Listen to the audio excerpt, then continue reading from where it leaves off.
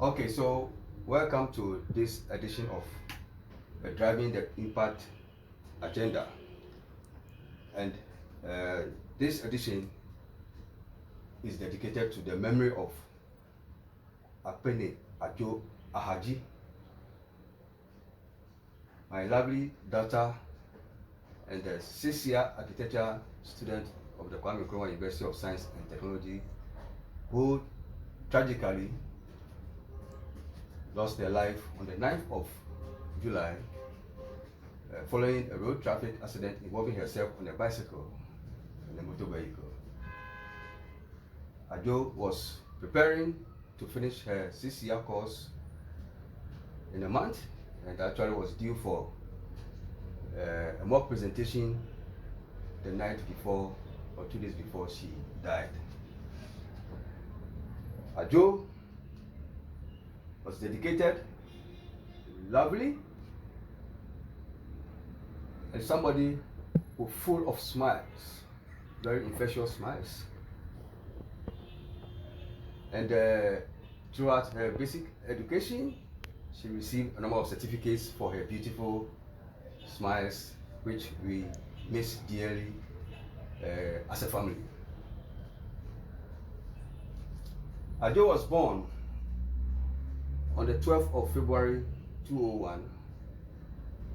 She had a stint of her education in the UK until the year 3 at the St. Stephen's Church of England Primary School in Wolverhampton in England, and later at the KNUST JHS, and then later KNUST SHS, where I was then the board chairman of the school.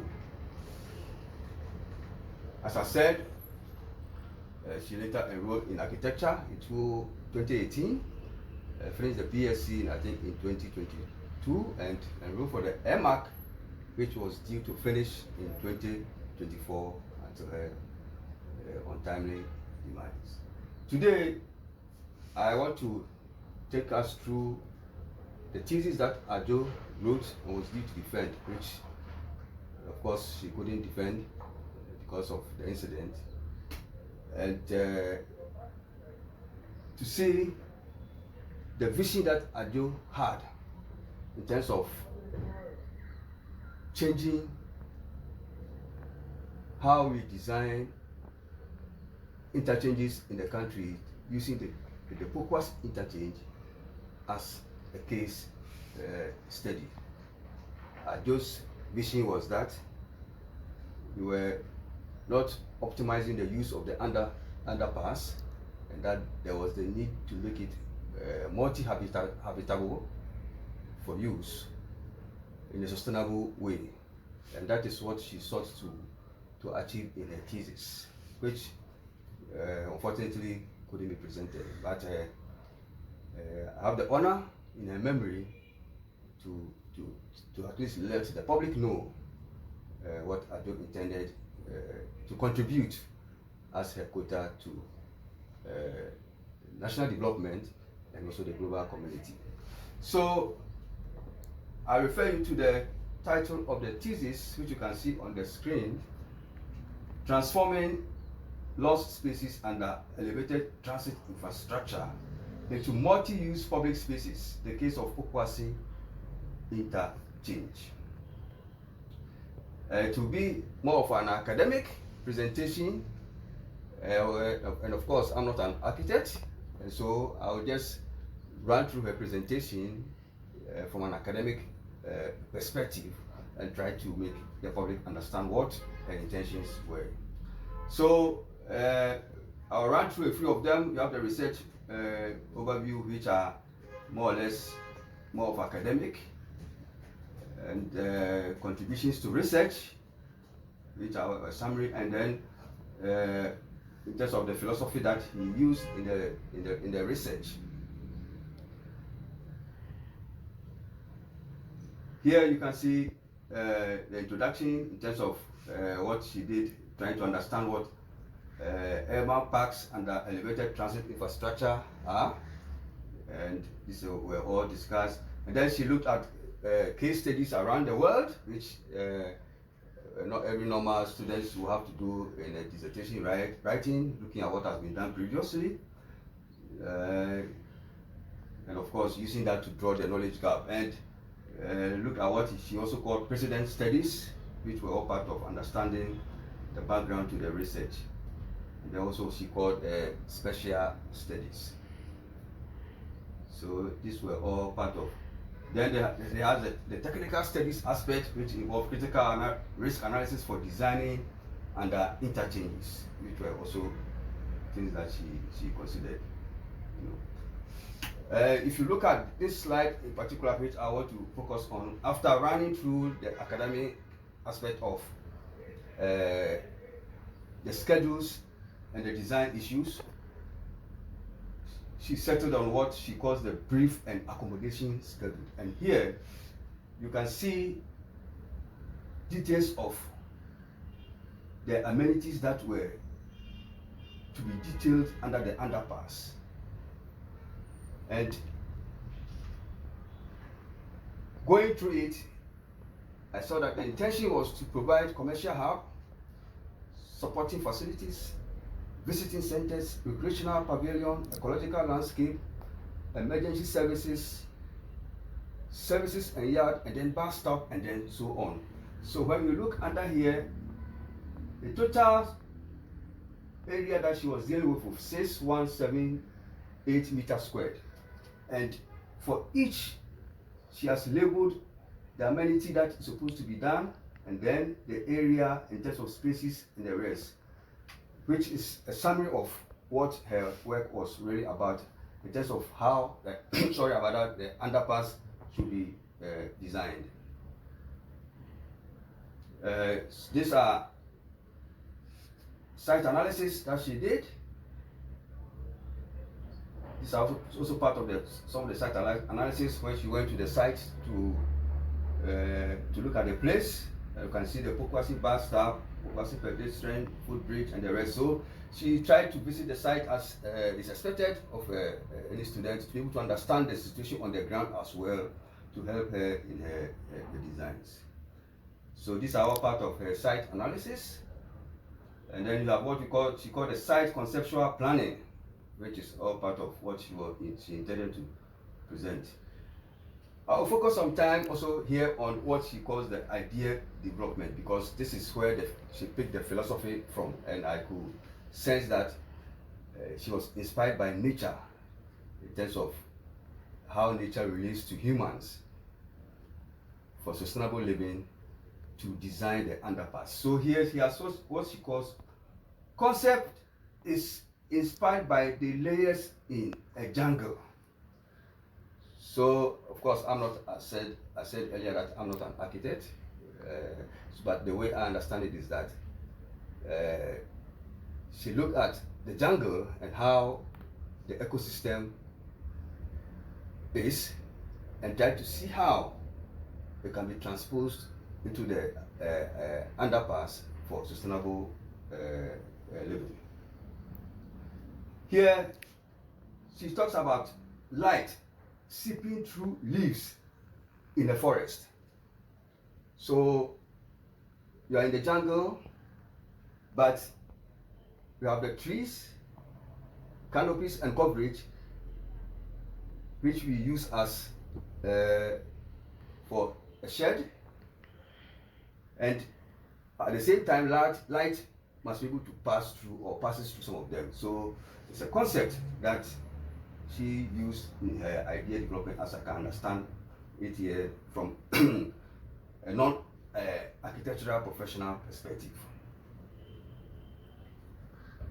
She also looked at what we call extended leaves of palm fronds to collect light, as you can see here.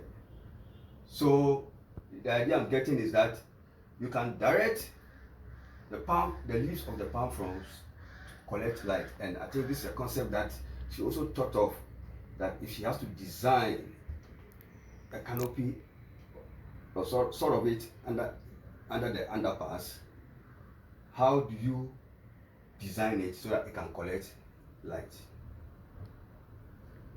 And then this is also of interest and really touching.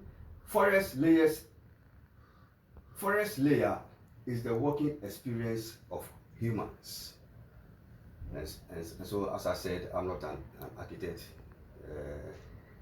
but these are things that are reading through the thesis and also looking at the PowerPoint presentation she intended to present came out, and as an academic, I began to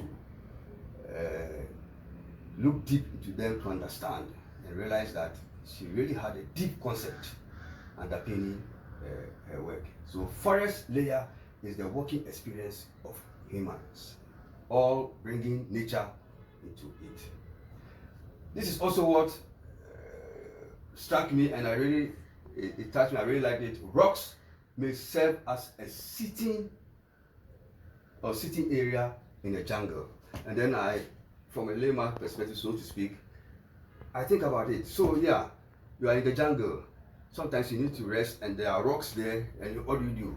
You sit to relax. And so I think her concept was that, how do you design the underpass? Currently we have concreted the whole place or pavement. How do you make it such that somebody can sit down and relax? So rocks may serve as a sitting in a jungle. That's the way I understood. So my understanding of this is the way I do thought about the philosophy and concept to design the underpass to make it multi-habitable in the concept that she wanted to achieve. So these are all part of the idea development. Now it's moving to the aspects of architecture, which I don't want to go to. But so this is a site layout of road. I think she was now putting her concepts into proper perspective, block plan, axonometric view, which normally would be required for somebody who is doing courses in a built environment, especially architecture. Of course, I did a little bit in my program's building technology, not to this extent, so I can understand. So site elevations, ground floor plan, these are things that any professional in the built environment now can be used to, because that's what we use most of our working drawings. So now she tried to create these elevation sessions of what she intended the place to look like, which if you are a professional you can easily understand. But I'll be going very soon to the area that I want us as public and the layman to be able to also get a picture of what she wanted to present. The first floor plan, these are all details of what she wanted to do. These are all details of what she wanted to do. First floor plan, elevations, sessions. Now we are coming to impressions. So this is what she calls the 3D impressions of what she wants to achieve. Okay? Yeah, these are all 3D impressions, and you can see the columns or the piers, as some of people will call it, and so yeah, you can see that and how she's trying to project the under. But I'll be showing you these are all the 3D impressions, which might also look okay. So beautiful. So if you look at this now, you can see how her concept was evolving. So you can see the green and how the underpass has been designed as compared to what is there now, which to suggest that we are not optimizing the use of the space. And Adzo is suggesting that there's a need to develop the place into a multi-habitable use for sustainable living, and that can be done drawing on nature in terms of the ideas development that she projected to achieve this. And so yeah, you can see clearly that if you are very familiar, and I know most people are familiar with the Pokuasi Interchange, especially if you have passed through or you live in Ghana, and you can see the similarities and what she's trying to achieve, which got me really much impressed, that I don't really worked hard, and it's so sad that she had to fall into this trap that saddened all of us as a community, and also especially as the family.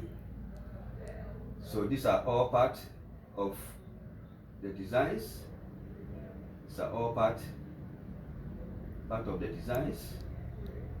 But then I missed one session where I think I have to go back and to show you when Adzo was on the field collecting the data. I think I missed it, but going back will give us the opportunity to see how she embedded herself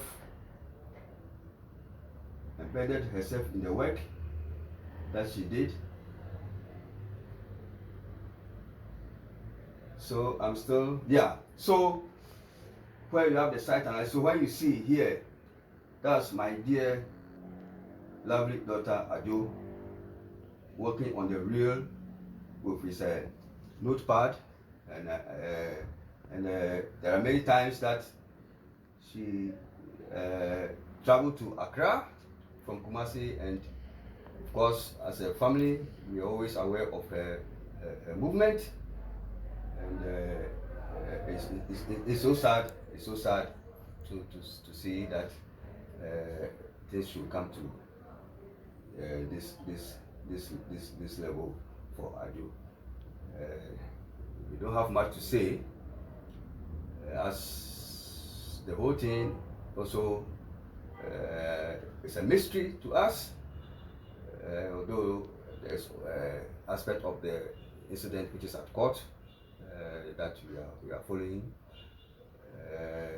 but still there are areas that we still cannot understand what really happened to Adzo, because she just wanted to enjoy a ride with the bicycle on a part of the campus where we formerly lived, and she is very familiar with the route.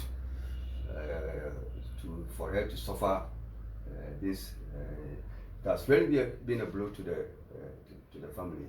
And, we are doing our best to manage it, and the only thing we can do is to dedicate our lives now to the memory of Adzo, and also some of the things she aspired to do, hoping to become an architect and also contribute her quota to national development.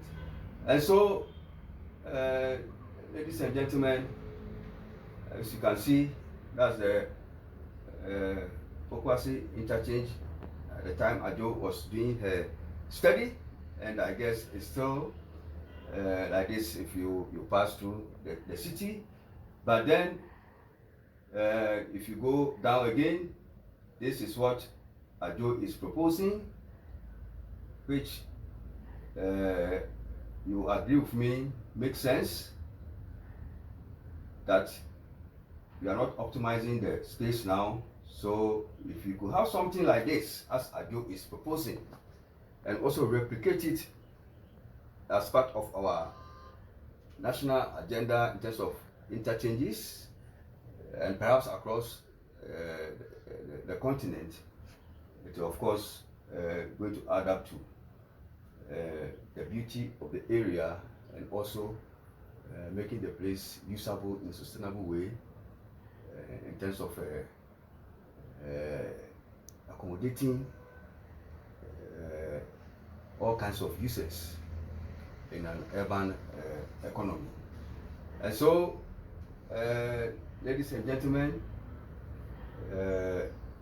I will end by saying that as a family, it has not been easy for us. It's not very easy to lose a child. Of course, death is part of life, but losing a child is not easy at all.